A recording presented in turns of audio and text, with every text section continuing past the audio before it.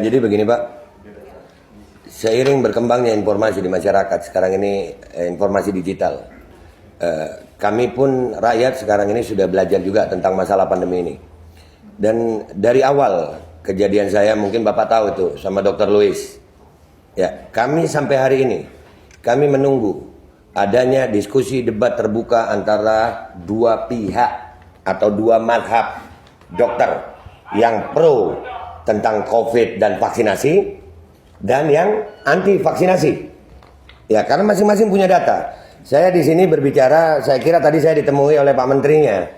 Kalau saya ditemui oleh Pak Menterinya atau jubirnya, saya meminta Kementerian Kesehatan memberikan apa yang sudah kami minta lewat lapor.go.id tentang keterbukaan informasi publik. Dan itu kami juga sudah melayangkan surat ke Ombudsman. Ombudsman juga akhirnya merekomendasi. Artinya di sini ada beberapa hal yang kami perlu pertanyakan masalah pandemi. Yang pertama masalah PCR, keakuratan PCR. Yang kedua masalah efikasi vaksin. Yang ketiga masalah kontrak vaksin pemerintah Indonesia dengan produsen vaksin. Dan penggunaan EUA, Emergency Use Authorization. Kenapa harus dimandatorikan? Kenapa harus didaruratkan? Dan masalah penggunaan vaksin anak untuk sebuah penyakit yang tingkat kesembuhannya 99,sekian%, kenapa anak harus diintimidasi dengan vaksin?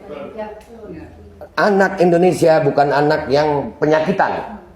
Anak Indonesia anak yang sehat. Dan tidak sedikit Pak, kami sekali lagi tidak anti vaksin, kami anti pemaksaannya. Andai kata vaksin ini dilakukan secara sukarela, kami tidak seperti ini Pak. Kami jadi curiga dengan isi vaksin justru karena adanya kebijakan-kebijakan yang merubah negara demokrasi Pancasila ini, yang mana demokrasi Pancasila ini berbeda Tuhan, kita harus toleransi Pak. Tapi dengan adanya vaksinasi, rakyat Indonesia sekarang ini, perbedaan vaksinasi sudah ada diskriminasi dan intimidasi.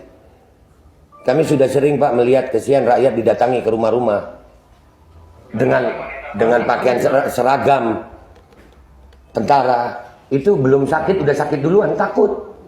Iya, kayak datengin maling. Ini masalah vaksinasi mentinya. Iya, Kementerian Kesehatan loh ini. Kenapa, apa hubungannya dengan TNI? Dan saya juga mau tanya Pak, ini termasuk saya kepingin Kemenkes siapkan waktu. Kami mau diskusi debat terbuka dengan Kemenkes dengan data dan fakta, bukan hanya seperti ini. Siapkan waktunya, disiarkan untuk seluruh rakyat Indonesia. Kami akan datang dengan tim terbaik kami. Kami akan bongkar semua data kami. Dan silakan Kemenkes bantah. Dan saya menuntut hari ini ada perjanjian tertulis antara saya dan Kemenkes. Kapan waktunya, dan kalau nanti di diskusi debat terbuka itu kami salah, saya Babe Aldo bertanda tangan rela dipenjara seumur hidup karena telah mengacaukan kekacauan, menyebabkan kekacauan bagi seluruh rakyat Indonesia. Jadi itu yang saya tuntut. Saya tuntut adanya, kan kita di negara demokrasi Pak. Bapak menerima kami dengan baik, kami pun senang ini Pak. Alhamdulillah, ini yang kami cari dari beberapa waktu. Saya berteriak-teriak di medsos, tapi lucu Pak, saya berteriak di medsos bukannya dipanggil, tapi dibungkam. Medsos saya dihilangkan, bikin lagi, dibungkam lagi, bikin lagi. Kalau saya memang melanggar hukum dengan kalimat dan narasi saya, kenapa saya nggak dipanggil polisi? Kenapa pihak Kemenkes tidak mau memanggil saya? Apakah memang karena saya benar tapi didiamkan? Atau kalian tahu apa? Nah, ini yang perlu kami diskusikan. Kehadiran kami di sini sekarang ini Pak, khususnya kami ini yang masalah vaksinasi. Kami menuntut keterbukaan informasi publik dan itu dilindungi oleh undang-undang. Ada KIP, undang-undang KIP ada.